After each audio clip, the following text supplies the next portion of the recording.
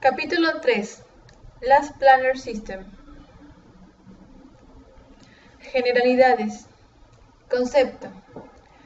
El sistema de último planificador o Last Planner es una herramienta para controlar interdependencias entre los procesos y reducir su variabilidad y, por ende, asegurar el mayor cumplimiento posible de las actividades planificadas. El último planificador es un sistema de control de producción en donde se rediseñan los sistemas de planificación convencionales, para lo cual se incorpora la participación de nuevos testamentos, con el fin de lograr compromisos en la planificación. Este nuevo sistema se introduce adicionalmente a la planificación general de la obra, que es el plan maestro, planificaciones intermedia y semanales. Además, se incorpora el seguimiento de lo planificado a través del indicador PAC, porcentaje de asignaciones completadas. Orígenes. Durante muchos años, la construcción ha tomado como modelo a la industria manufacturera, de forma de incorporar técnicas, herramientas y filosofías que han sido exitosas. Estas innovaciones, no obstante, ha tomado mucho tiempo en que sean adoptadas por la industria de la construcción.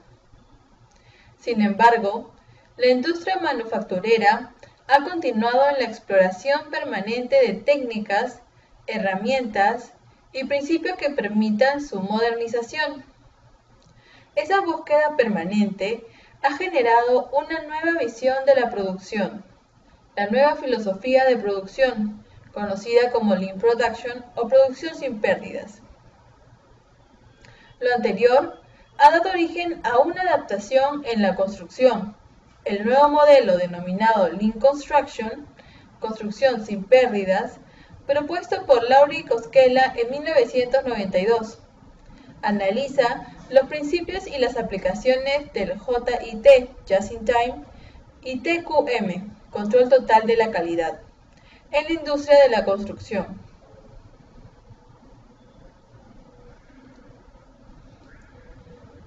Lean Construction introduce principios que cambian el marco conceptual de la administración del mejoramiento de la productividad y enfoca todos los esfuerzos a la estabilidad del flujo de trabajo.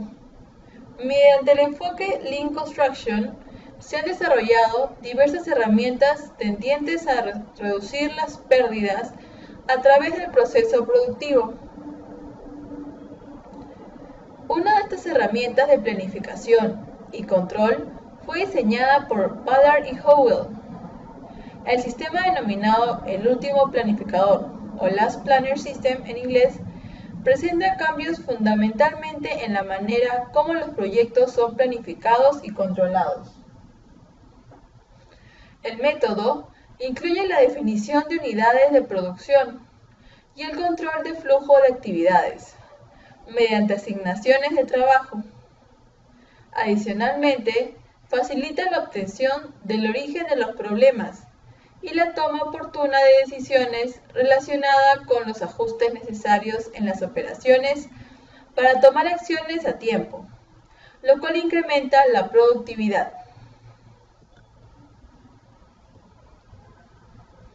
Características del sistema Last Planner System. El sistema busca incrementar la fiabilidad de la planificación y, por consecuencia, mejorar los desempeños. Last Planner System trabaja en base a restricciones, es decir, todas las dificultades tienen dificultades para poder ser realizadas. Mientras más restricciones se liberen, más actividades pueden ser ejecutadas. Además, se entrega herramientas de planificación y control efectivas para proyectos complejos, inciertos y rápidos. Además, el sistema está diseñado para mejorar el control de la incertidumbre, aumentando la confiabilidad de los planes. Last Planner System es quien define el último planificador es quien define lo que será realizado y quién realizará el trabajo. El incremento de la confiabilidad del plan se realiza tomando opciones en diferentes niveles del sistema de planificación. La esencia de este sistema es trabajar directamente con el último planificador, el cual puede ser el capataz, jefe de obra, supervisor, subcontratista o administrador del terreno. Ahora vamos a explicar, a grosso modo, en qué consiste la metodología Last Planner. Primero hay que entender la siguiente idea. Si planificar consiste en determinar lo que se debería hacer para completar un proyecto y decidir lo que se hará en cierto periodo de tiempo, debe reconocerse que debido a restricciones no todo puede hacerse, produciendo retrasos de forma reiterada. En la mayoría de las obras, lo que se puede hacer y lo que se hará son ambos subconjuntos de lo que se debería hacer. Si el plan se desarrolla sin saber de lo que se puede hacer, el trabajo realmente ejecutado será la intersección de los subconjuntos. Es decir, según la metodología tradicional, lo que realmente es útil, lo que realmente se está realizando es esto, ya que no se consideran estos inconvenientes o estos retrasos. ¿Cómo el Last Planner System revierte esta situación? Es fundamental que antes de decidir lo que se hará, se tenga conocimiento e identificar lo que se puede hacer y posteriormente acordar lo que se hará durante la semana. De esta forma, se evita que las actividades se detengan por alguna restricción. Es decir, con la filosofía Lean, tenemos una idea de todo lo que se debería hacer. Se clasifica lo que se puede hacer, pero se delimita lo que en realidad se hará en el proyecto. El proceso de planificación con Last Planner debe centrarse principalmente en la gestión del puede. Así mayor será la posibilidad de un avance real, ya que el avance puede verse afectado si la cantidad de actividades que puede ejecutarse es baja. Para evitar esto, los planificadores deben concentrar sus esfuerzos en liberar restricciones que impidan que la tarea pueda iniciar o continuar. De esta forma, se agranda el conjunto puede, aumentando las opciones de avance. En la siguiente imagen se ve un esquema que resume lo que es el Last Planner System. Como se observa, primero está la fase de qué es lo que debería hacerse. En esta fase se encuentra el programa maestro y el programa de fase. El programa maestro y el programa de fase se basa en fijar hitos y especificar entregables. Luego pasamos a la etapa de qué es lo que se puede hacer. En esta etapa se realiza un programa intermedio, o que es Look Ahead Plan, que es la reunión mensual. Se prepara el trabajo e identifica las restricciones. Como tercera etapa, se evalúa se realiza lo que de verdad se va a hacer, que es el programa semanal previo. Se establecen los compromisos. Como cuarta etapa, se realiza el programa semanal de control. Se miden los cumplimientos y actúa sobre los incumplimientos. Esta es la parte semanal, la programación semanal. Con todas estas etapas se adquiere un aprendizaje. En el aprendizaje se mide el porcentaje de cumplimiento de compromisos del periodo, su avance y gestión, y se actúa sobre las causas de no cumplimiento. Cada etapa que acabamos de mencionar se va a detallar a continuación.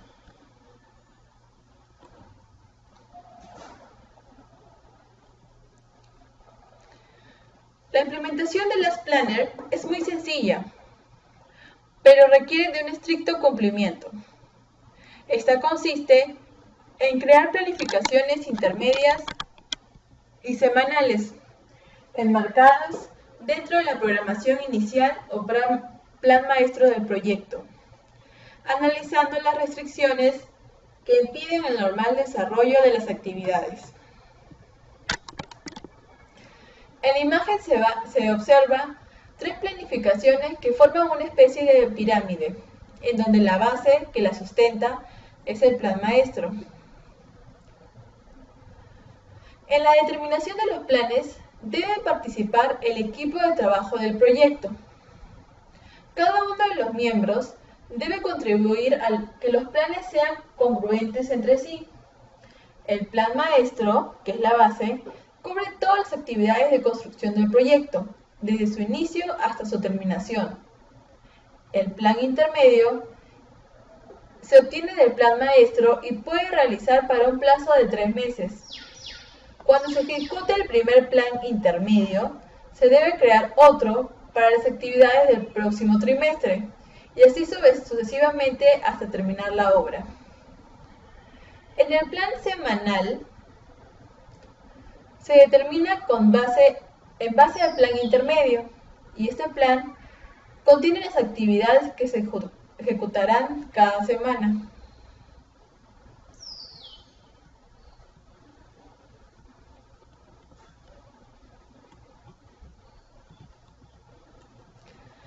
La imagen también resume todo lo que consiste el Last Planner System, en base al Lean Construction. Como ya se mencionó, primero está el Master Schedule, o que es el plan maestro. Aquí se ve que el detalle es bastante grueso, es decir, no hay mucho detalle. Luego está, tres actividades o circuito fiel, que no es una programación, sino es una metodología, pero otro tipo de programación es el Look Ahead Plan, que está parte de la programación semanal, el listado de restricciones, que también parte de la programación semanal, y la planificación diaria. La Look Ahead Plan y listado de restricciones es una planificación mensual o por rangos que se realiza de 3 a 6 meses o de 4. La planificación semanal, que ya tiene un mayor detalle, y la planificación diaria.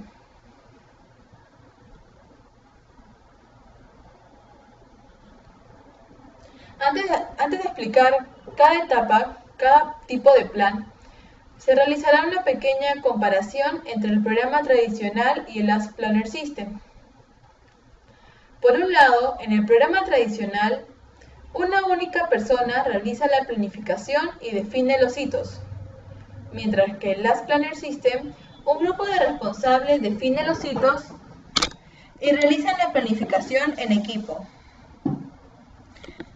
En la programación tradicional, solo una persona está comprometida, mientras que en el LPS o Last Planner System es todo un equipo. En el programa tradicional no hay intercambio de conocimientos, no hay conversación, hay un bajo nivel de detalle. Hay personas que intervienen que no están identificadas en el proyecto. No se anticipa la disgregación de tareas. Es difícil realizar un seguimiento ya que todo el mundo va por su lado, va avanzando su proyecto, su parte del proyecto. No hay un acuerdo con los supuestos y hay dificultad para identificar las restricciones, mientras que en el sistema Last Planner sí hay intercambio de conocimientos. Hay una conversación cara a cara ya que hay bastantes reuniones. Hay un mayor nivel de detalle. Los intervinientes son identificados ya que es todo un equipo. Se anticipa la disgregación de tareas. Es fácil realizar el seguimiento. Hay un acuerdo con los supuestos y hay mayor facilidad de identificar las restricciones.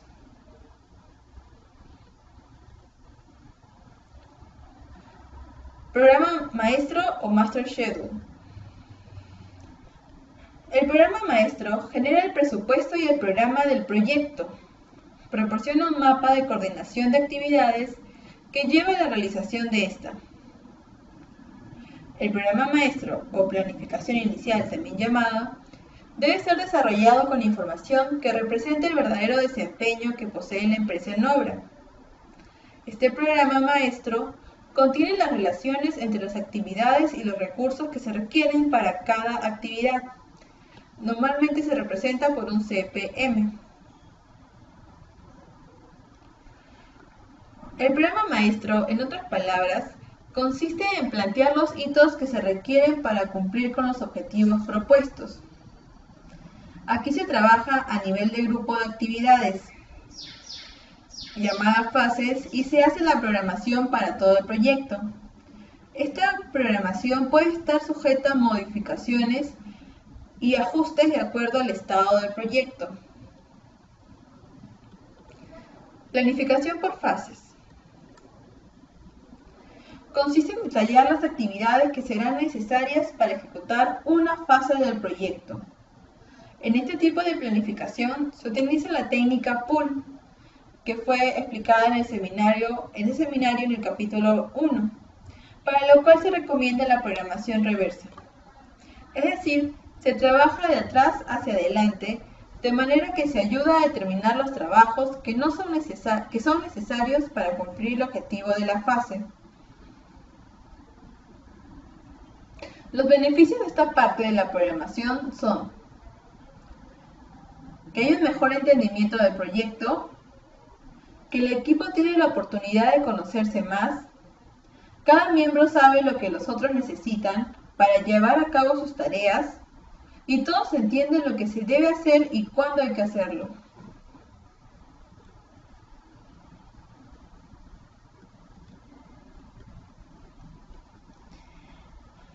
La siguiente imagen siguiente gráfico muestra un esquema de lo que involucra el programa maestro. Debajo del programa maestro, que es la revisión del plan general, se encuentran los planes por fases y la planificación intermedia. El plan fases se utiliza prácticamente cuando el proyecto es muy complejo. La planificación intermedia es cuando abarca de un rango de 1 a 4 meses.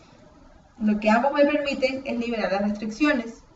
Se realiza un inventario ejecutable y una programación semanal. Ambos van a ser detallados más adelante. Dentro de la programación semanal están las asignaciones de calidad. Aquí participan los planificadores, hay constantes reuniones y se verifica el cumplimiento plan semanal.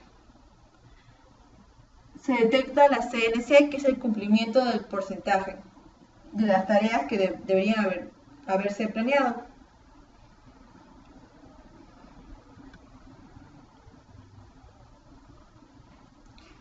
Mostramos otro esquema acerca de lo que es el plan maestro.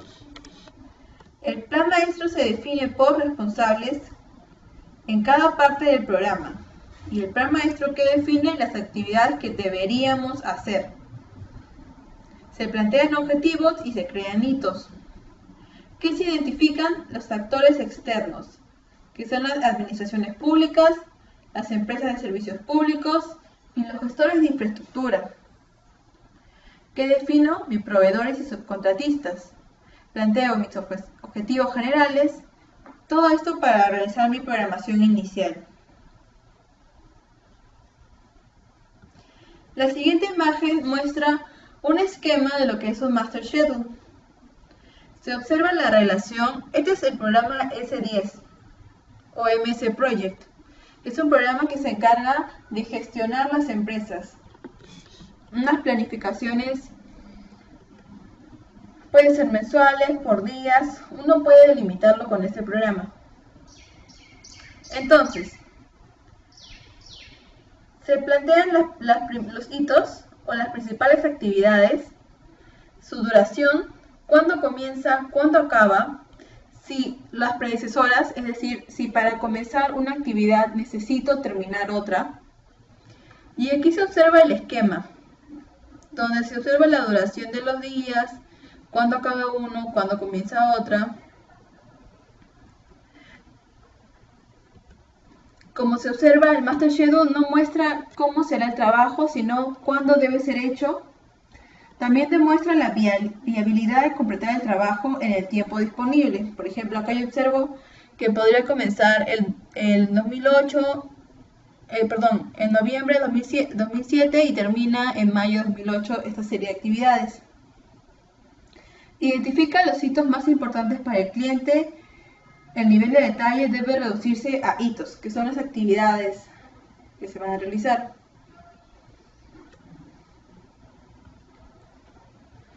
La segunda etapa que se analiza es la planificación intermedia o el look ahead planning.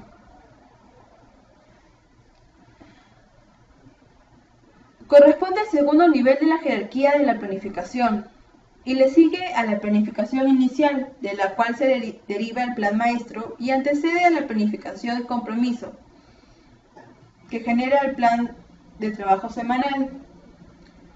La planificación intermedia abarca intervalos de 4 a 6 semanas. Las actividades son exploradas con más detalle, lo cual permite determinar las subtareas para su ejecución y pueden entenderse como prerequisitos de trabajo, directrices o recursos necesarios para su realización que corresponden a las restricciones. Una vez que estas actividades se determinan, las actividades deben someterse al proceso de preparación, donde las restricciones son eliminadas, dejando la actividad lista para ser ejecutada. Este es un esquema propuesto por Díaz en el 2007, Rodríguez y Alarcón en el 2008, y que indican que para asegurar el flujo de la ejecución se identifica los recursos necesarios para la ejecución de cada una de las tareas, se identifican las restricciones. Las restricciones es todo aquello que no permite al ejecutor realizar su tarea. Por ejemplo, una restricción puede ser cuando necesito iniciar la instalación eléctrica en la primera planta de mi edificio, pero todavía no me han dado los planos de electricidad. Entonces los planos se convierten en una restricción para la ejecución de la tarea. También se debe resecuenciar las tareas cuando sea necesario, se debe reevaluar la duración de las tareas y desglosar las tareas para que las definan mejor si fuera necesario. Entonces, en resumen, el flujo de trabajo depende de las inspecciones, consiste en las pruebas, los ensayos y otros. Se define lo que se puede hacer y se identifican los recursos necesarios. Cabe resaltar que abarca entre 1 a 4 meses. Se realiza aquellas actividades que involucren que se puede hacer, es que tiene una gran probabilidad de ser ejecutada. Es para ello que se incorporan elementos de seguridad. Elementos que garanticen de que esta partida o esta parte del proyecto sea ejecutada. La imagen a continuación es un esquema típico de lo que es un look ahead plan. Se observan las actividades a realizar, por ejemplo, con respecto al movimiento de tierras, tenemos la excavación manual de zapatas, la excavación masiva, el relleno y compactación. Aquí se establecen los sectores que se van a realizar. Luego aquí se observan las restricciones que vamos a detallar más adelante. Y aquí está la semana 1, 2, 3, bueno, continúa hasta el tiempo programado. Y se establece el volumen, por ejemplo, de tierra, cuánto se va a excavar, o la excavación de qué sector se va a realizar, 1, 2, 3, entre otros. Este es otro ejemplo, más sencillo. Se detallan de nuevo las actividades de los elementos verticales que son columnas y placas, por ejemplo, el fierro, la columna, el encofrado, el concreto, y se especifican las fechas en las cuales se va a realizar la obra, con respecto a los sectores que vendrían a ser los colores representados acá.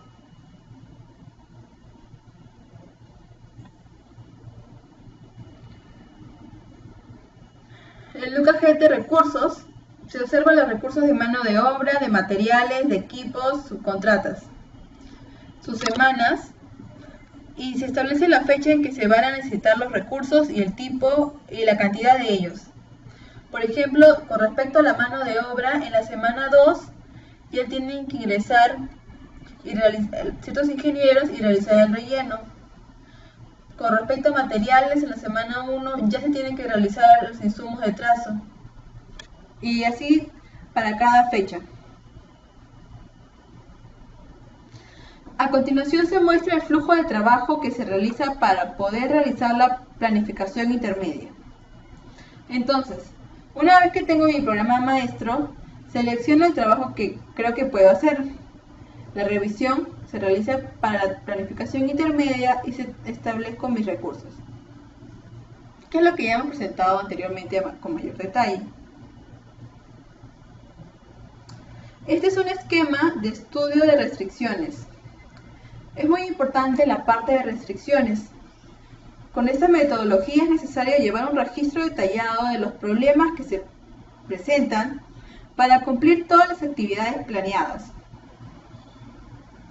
Para esto, se construye semanalmente el indicador de porcentaje de actividades cumplidas, que es PAC en español o PPC en inglés. Por ejemplo, aquí tengo una actividad 2 y tengo varios criterios de diseño, de materiales, manos de obra, de equipo y de prerequisitos. Pero dado que existen dos áreas donde no se pueden realizar, en realidad es un trabajo que no se va a poder hacer. Mientras que en actividad 1 no hay restricciones y un trabajo que sí se puede hacer. Entonces, así se van delimitando las actividades, los hitos de la programación Lucajet. Para crear esta planilla de restricciones que brevemente se mencionó, primero tengo que identificar el número de la restricción. Luego, se escribe la fecha de la identificación de la restricción, se describe dicha descripción y se identifican las tareas retrasadas debido a ella. También se identifica quién va a quitar dicha restricción, que sería el ejecutor. Se identifica la fecha que el cliente requiere para eliminar la restricción y se pide que el ejecutor se comprometa en una fecha determinada a eliminar la restricción.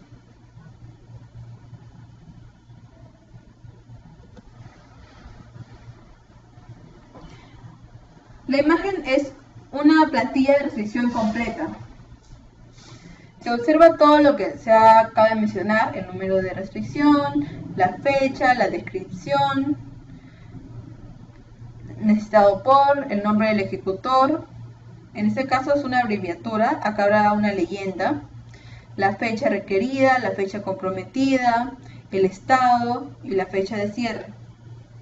Para administrar la plantilla de restricciones, debe haber 1 o 2 reuniones semanales donde se llama a los ejecutores que están en la planilla de restricciones, que serían todos estos. Se les debe preguntar sobre las restricciones que deben ser eliminadas en la semana actual y si las van a poder eliminar. Si algunos de ellos dicen no, se debe informar a todo el equipo y al ejecutor de la tarea que su restricción no va a ser eliminada.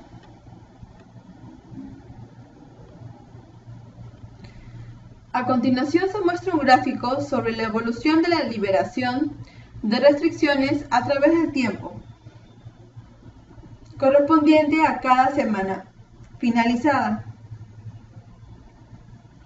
Se puede observar que en las primeras semanas, desde el 1 hasta el 6, la liberación es muy poca, o es poca en comparación a la cantidad de restricciones presentadas al final del proyecto. Con el Lucajet Plan, con el sistema Plan, esta tendencia siempre se va a presentar, de manera que siempre va a haber un proceso constructivo, siempre va a haber un proceso de mejoramiento, es decir,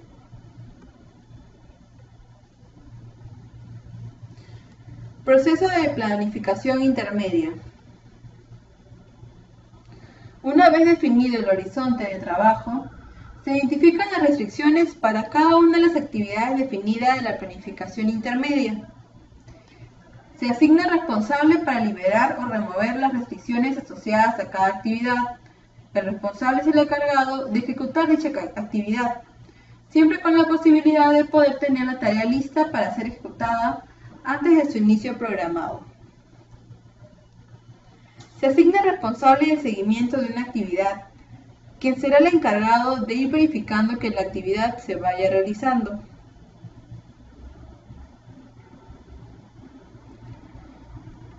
Algunas de las causas de restricciones son el diseño, materiales, manos de obra, equipos y herramientas, prerequisitos, calidad, condiciones climáticas, cambio de planificación, entre otros. Lo importante es poder detectar los problemas anticipadamente. Así, se tiene el tiempo suficiente para resolverlas y no retrasar el inicio programado de la actividad, para no encontrarse con los problemas al momento de iniciar dicha actividad. Cuando las actividades se liberan o remueven todas las restricciones que tenían para ser ejecutadas, se almacenan en un listado de actividades listas para ejecutar o un inventario de trabajo ejecutable, como se llama con las siglas ITE. La siguiente imagen muestra la plantilla de las actividades que se van a planificar para el programa intermedio. De nuevo, se mencionan las actividades, fecha de inicio, fecha de término, las restricciones, que son una tabla que ya se presentó anterior, y el responsable asignado. Para el LUCA-GED se mencionó un inventario de trabajo ejecutable o ITE. Este consta de algunas etapas. En la etapa 1, se pasa de las actividades que se deben hacer hacia las actividades que se pueden hacer. En la etapa 2, en este inventario no solo deben hacer tareas de las semanas futuras, sino también puede haber tareas que se debían o podían haber ejecutado de la semana en curso, pero no lo hicieron al no ser consideradas en la planificación semanal. Etapa 3. No incluir algunas actividades en la planificación semanal. Es muy común, ya que la idea es mantener un IT que asegure un trabajo realizable, con el objetivo de no tener nunca unidades ociosas. Una etapa 4 es que también existe el caso en que las actividades programadas se cumplan antes de lo esperado. Esto también puede ser un motivo de tiempo ocioso para las unidades productivas, si es que no hubiera trabajo listo para ejecutar. Entonces, teniendo un inventario de tareas potenciales realizables, puedo elegir qué haré dentro de lo que puedo hacer en ese tiempo.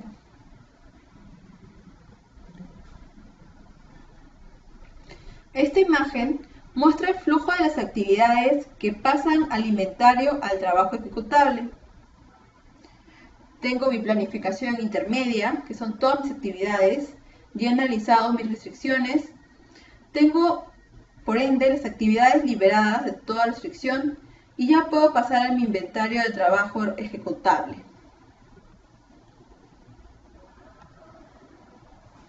Planificación semanal previo.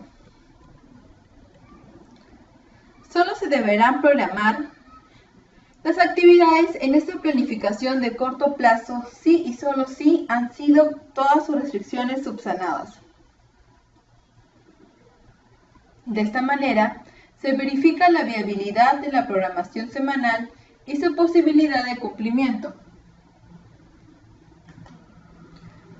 Asimismo, en lugar de colocar el sector a realizar como se definió en el LUCA-GED, se debe detallar el metrado a realizar en cada uno de los días programados. De esta manera, queda definido el trabajo a cumplir en una semana y se establecen los parámetros para comparar el trabajo programado con lo real ejecutado al final de la semana y tener el valor del PPC semanal a fin de llevar a cabo un control de cumplimiento de lo planificado. Una diferencia que podemos encontrar entre el LUCA-GED y la planificación semanal es el grado de detalle de las actividades definidas. En la planificación semanal Se debe enumerar las actividades principales y las secundarias que se requieren para cumplir lo definido en el Look Ahead. La imagen muestra un esquema de lo que consiste la planificación semanal previo, que define lo que se hará y se controla por unidad de producción.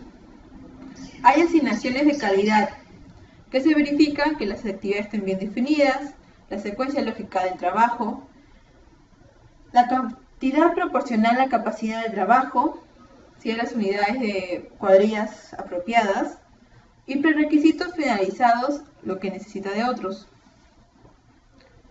Lo que se puede hacer, lo que se hace, y ahí pasa el inventario de trabajo. Planificación semanal control. Para realizar una buena planificación semanal, se deben coordinar reuniones semanales tanto de lunes a lunes como se estime conveniente. Estas reuniones tienen dos principales objetivos. Primero, se quiere analizar el cumplimiento de la planificación vencida y se quiere realizar la planificación de la semana entrante. Cada reunión es fundamental para realizarla con todos los implicados en la ejecución.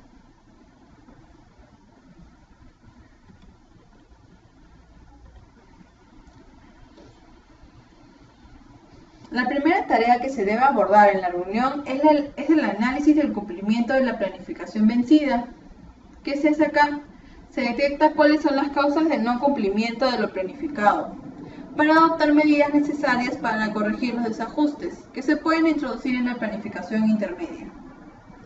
Con respecto a la parte B, que ya se mencionó de los objetivos, se debe abordar en esta reunión lo que se hará durante la semana entrante en función a los resultados del cumplimiento a la programación de la semana vencida, de lo previsto de la semana intermedia y las restricciones existentes que se hayan eliminado, siempre teniendo en cuenta el inventario de trabajo ejecutable.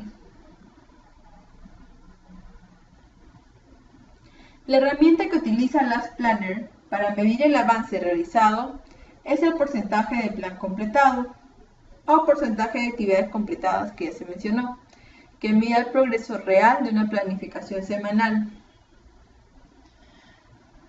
Un aspecto básico de la filosofía Last Planner es el compromiso de los participantes en la ejecución de la obra. Este compromiso se refuerza con la visibilidad pública de los resultados alcanzados semanalmente. Este acto debe hacer público los resultados obtenidos por todas las partes implicadas, ya sean buenos o malos. Es fundamental esto para reforzar el compromiso de los últimos planificadores.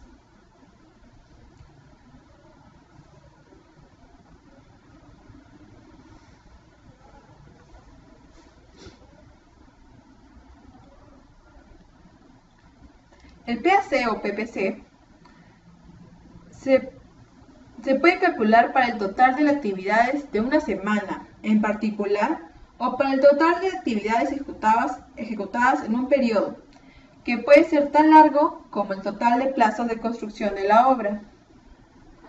Este indicador es muy útil para llevar un control de la evolución de la implementación del sistema, junto con la información de las causas de no cumplimiento. Constituyen una herramienta útil para el planeamiento de actividades intermedias y semanales. El cálculo es bastante sencillo. PAC es igual al número de actividades cumplidas entre el número de actividades programadas por 100. Cabe recalcar que todos los integrantes del proyecto deben conocerlo. Se deben comunicar estas planificaciones, especialmente a los contratistas y modificarlas, si es el caso, al encontrarse alguna restricción que no se haya contemplado.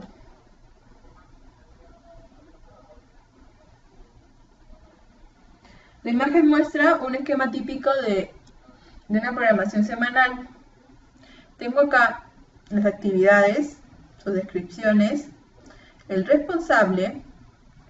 Aquí presento los 7 días de las semanas y, por ejemplo, con respecto al acero, en el sector 2 se va a realizar 250 kilogramos de acero. O se va a instalar. Aquí se mide el porcentaje, el PPC que ha sido calculado, en este caso fue del 95%.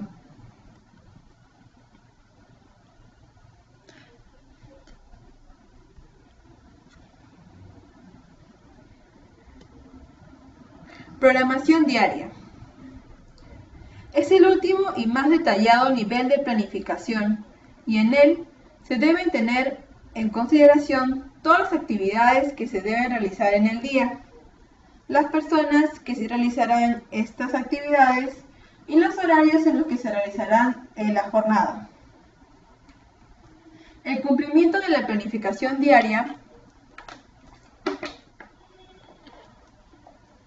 depende en gran medida de los siguientes parámetros: utilización de rendimientos históricos reales y libres de errores de cálculo y conocimiento de la programación por parte del ingeniero de campo, del maestro de obra y de los capataces o jefes de cuadrilla.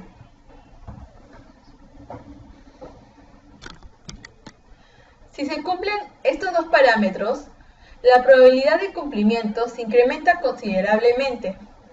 Y esto solo puede verse afectada por factores externos a la obra como la logística, fenómenos climáticos o vicios ocultos incluso.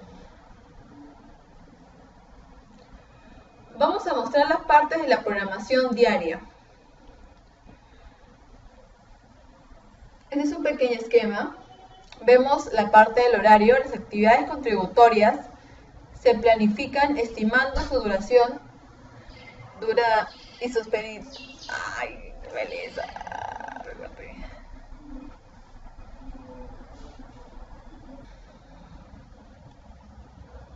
Y aquí se explican las actividades contributorias que se planifican estimando su duración y supeditadas a las actividades productivas. Se programan las actividades definidas en la programación semanal. Aquí observamos las actividades como la colocación, el encofrado de placas, placa P5, placa P3, el encofrado de columnas, de los costados de viga, de la losa o la colocación de viguetas y bovedillas. Luego, se tiene que colocar el personal que va a realizar dichas actividades. Por ejemplo, para el encofrado de la placa 2, los grupos de trabajo están conformados por Levano, Guamaní, Machaca y Esteban.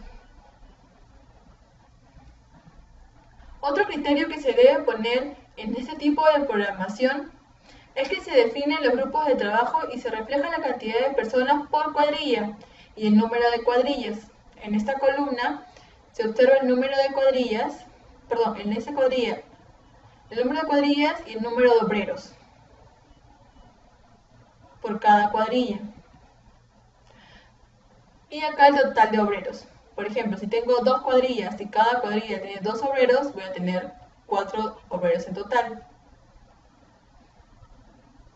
También se tiene que poner el metrado y la unidad. Para cierta cantidad de, por ejemplo, para un encofrado de placa P2, probablemente tenga 8.02 metros cuadrados de metrado.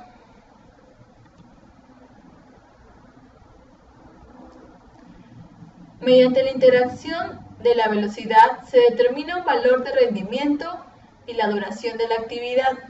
El rendimiento debe contrastarse con los valores históricos y el rendimiento presupuestado. Se verificará que la duración de la actividad sea consistente con el plan de trabajo diario.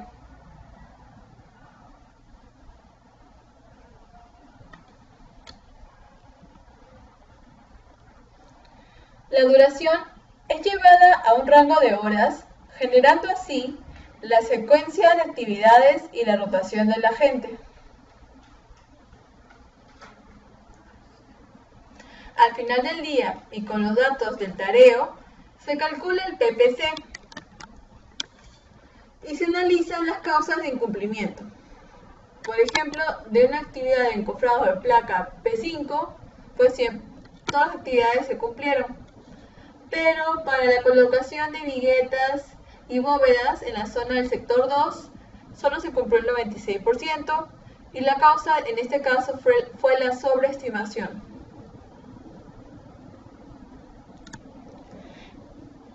El PPC de día será el promedio de los PPC de cada actividad productiva y la causa será la que tenga la mayor incidencia. Entonces, tengo que sacar un promedio de estos valores y en este caso tengo un 96%, dado que 67 fue la que mayor incidencia tuvo, la sobreestimación, bueno, eso se repite, esa sería la causa principal de que el PPC no sea el 100%. El PPC, o Percentage Plan Complete. Una vez que se termina la jornada de las actividades que se han ejecutado, es necesario realizar una última actividad en el ciclo de planificación, que es lo que hemos acabado de observar en el listado del plan diario. Es el porcentaje de la planificación que se ha completado junto con el porcentaje que expresa lo que realmente se ha ejecutado de lo planificado. Es por ello que semanalmente se debe analizar dichos datos y determinar patrones en las causas de incumplimiento de la planificación. De esta manera, se tienen registradas y es posible sustentar las decisiones y enfocar las soluciones a donde realmente se necesiten. Causas de no cumplimiento o CNC. Cuando las actividades por algún motivo no fueran realizadas, se tiene que indagar los motivos por el cual no pudieron ser completadas. Por eso, se buscan las causas de no cumplimiento, ya que estos son los primeros pasos para generar una mejora. Lo que realmente entrega la mejora es la reacción correctiva al problema que permita generar un flujo de trabajo continuo. Es decir, definir las actividades o estrategias que se van a hacer para realizar la actividad no cumplida. El último planificador o last planner debe buscar el porqué de las razones por las que el plan falla. Pueden dividirse en dos grupos. El primer grupo reúne instrucciones con trabajos y recursos previamente requeridos, mientras que el segundo grupo agrupa las fallas en el proceso de trabajo.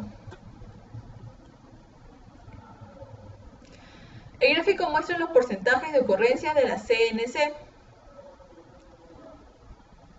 Se puede observar que el 50% de las causas de no cumplimiento es la falla de calidad.